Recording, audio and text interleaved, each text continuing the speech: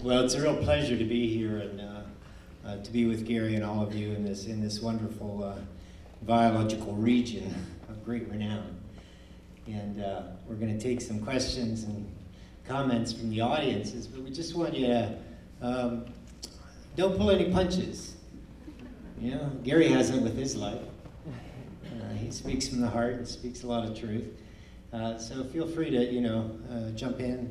Let's not be, shy about anything.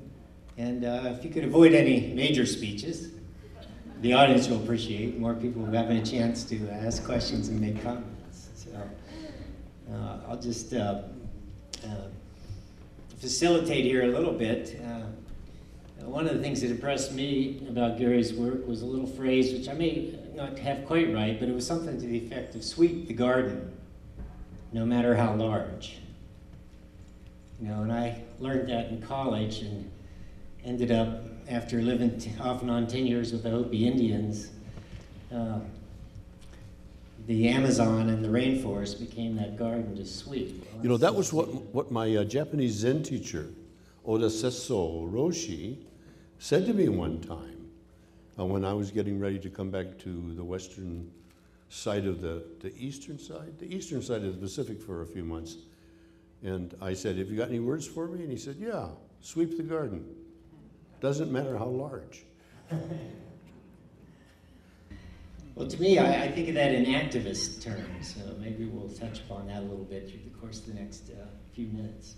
Well, please feel free to throw some questions out at us.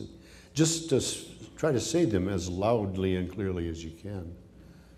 And I'll repeat a few of them here and there, just so you all get it. Who were the people at the table? The people at the table. To my right was Will Hearst, the grandson of William Randolph Hearst,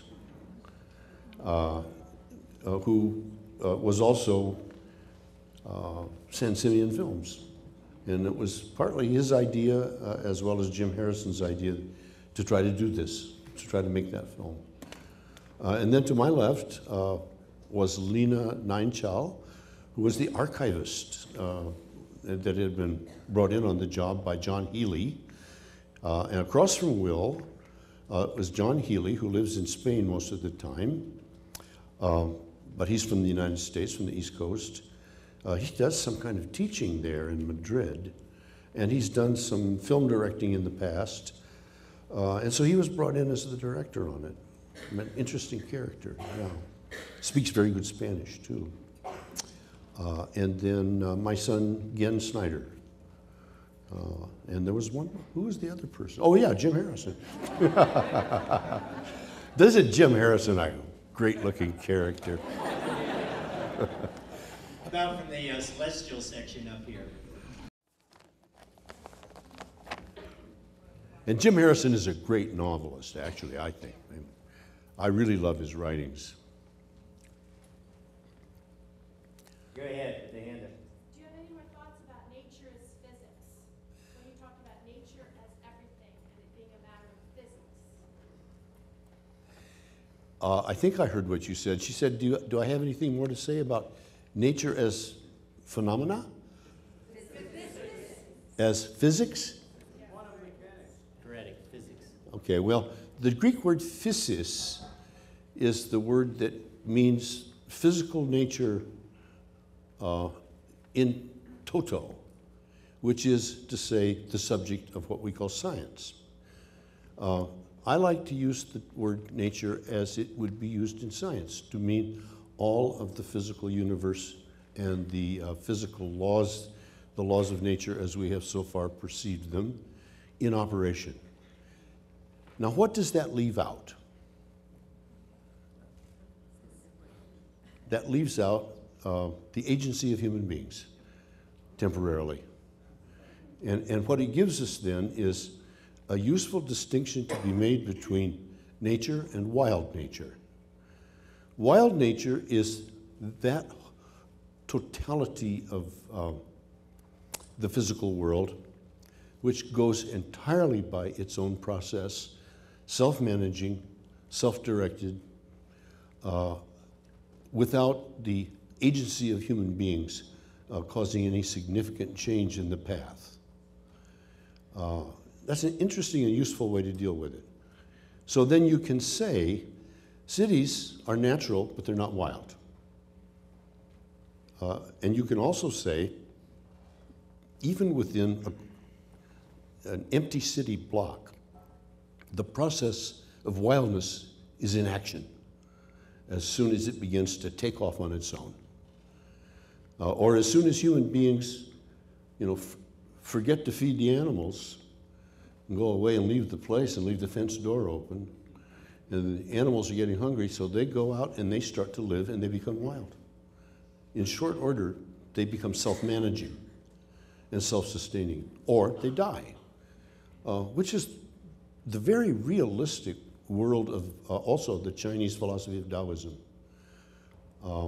which says nature doesn't play favorites. The Tao does not play favorites. Nature does not play favorites. But it gives you every opportunity to do what you can do. And so that's up to you. I like that approach to it. It's non-theological. It is empirical. It's unsentimental. And it values diversity totally. Yes, sir. Gary, would you still see human beings as the dominant bug 1,000 years from now? Would human beings still be dominant 1,000 years from now? Yeah. In what sense?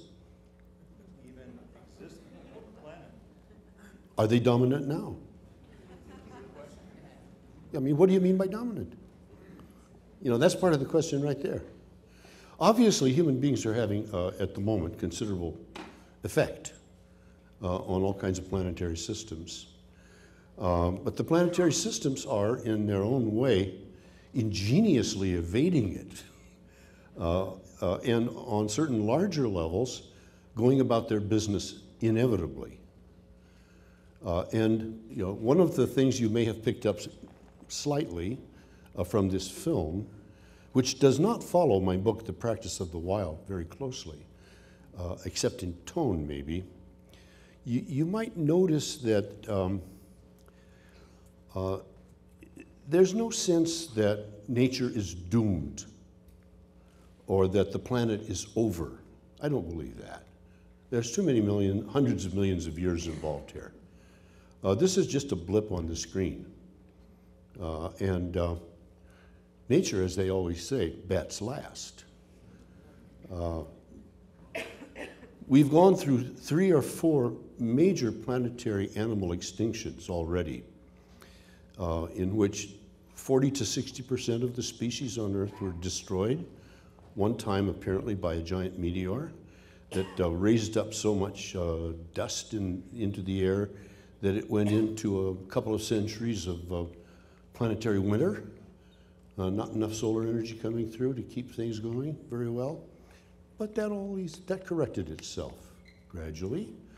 And a new era with a whole new bunch of animals that evolved out of what had survived came to take over again.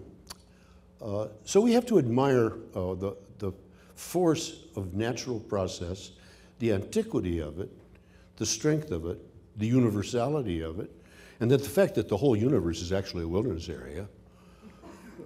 And take some heart from that, if you can.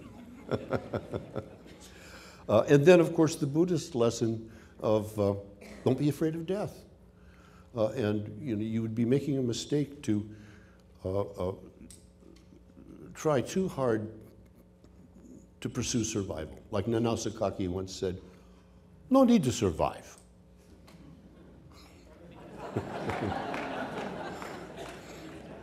So those are some of the points involved in responding to that.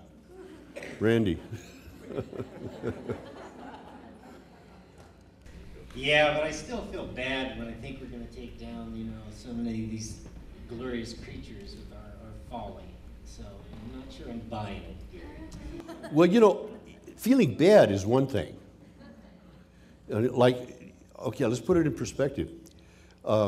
It's like noblesse oblige. It is a human responsibility which either we will take on or not take on to not destroy the biological fabric of the planet. It would be our own personal failure as a species, and of course it would also wipe us out. It would be our own personal failure. It would be a moral, an aesthetic failure if we weren't able to graciously incorporate the rest of biological life into the fabric of the world we live in, and to sponsor habitat and species in our civilizations of the future everywhere, and give them every opportunity to flourish each in their own way. That's the challenge for us if we have any kind of class at all. And if we don't have the class and the style to do that, then perhaps, you know, not all of us, but some of us, you know, I mean, like Tonto says to the Lone Ranger, speak for yourself, white man.